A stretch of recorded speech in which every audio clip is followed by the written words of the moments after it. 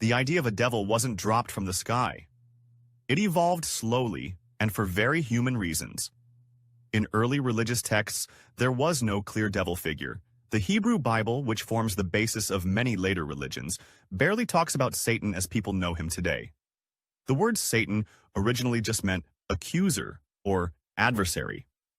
And it wasn't even a name. It was a job title. Someone who challenged humans in court, like a kind of prosecutor working under God, not against him. He wasn't evil. He wasn't red. He didn't have horns or a pitchfork. He wasn't tempting people. He was doing his job, testing, questioning, maybe even helping to refine people's faith. The story of Job is a perfect example. Satan appears there, but not as some independent evil force. He's part of God's counsel.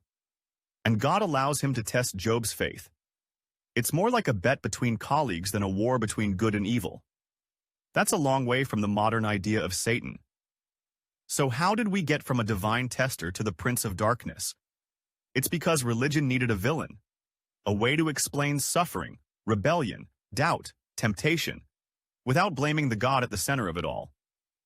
You can't sell people the idea of an all-powerful, loving being who lets horrible things happen without giving them someone else to point to. So, the role of Satan expanded. He became the scapegoat for everything that didn't make sense. He filled in all the uncomfortable gaps. As religions spread and gained power, they also needed control. People needed to stay in line. If you wanted to guide their behavior, fear worked better than hope.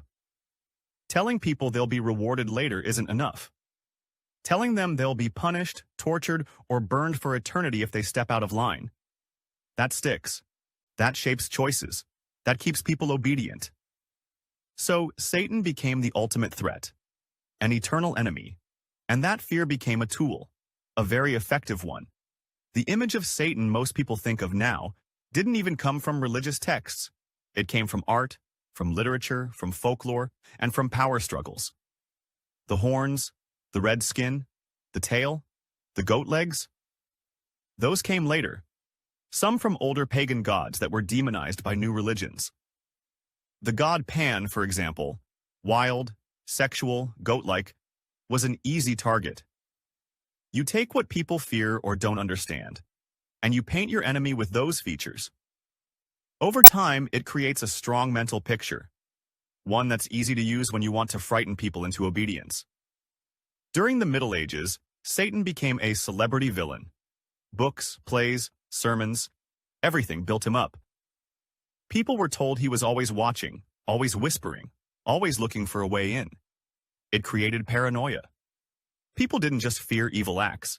They feared thoughts, desires, doubts. You didn't need to commit a crime. Thinking the wrong thing was enough to be under Satan's influence.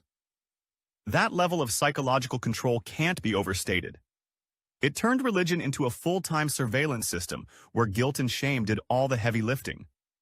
The witch hunts made it even worse. Thousands of people, mostly women, were tortured and killed because they were accused of working with Satan. But those accusations weren't about real evidence. They were about fear, control, and targeting people who were different, difficult, or inconvenient. A woman who owned land, had knowledge of herbs, or didn't obey authority could be called a witch. All you had to do was say she made a pact with the devil, and she could be silenced, erased, or publicly burned. That wasn't about religion. That was about power. The invention of Satan wasn't just about scaring people. It was also about dividing them. Good versus evil. Us versus them. If someone didn't believe what you believed, they were under Satan's influence. If someone questioned the system, they were dangerous. And if you could label them as evil, you didn't have to listen to them. You could shut them down without discussion. This wasn't just a tool for spiritual control. It was a political weapon, too.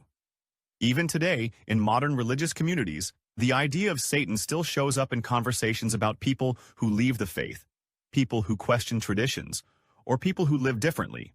It's a way to keep people in line without addressing the actual issues. If someone walks away from religion, it's easier to say the devil got to them than to ask why they left.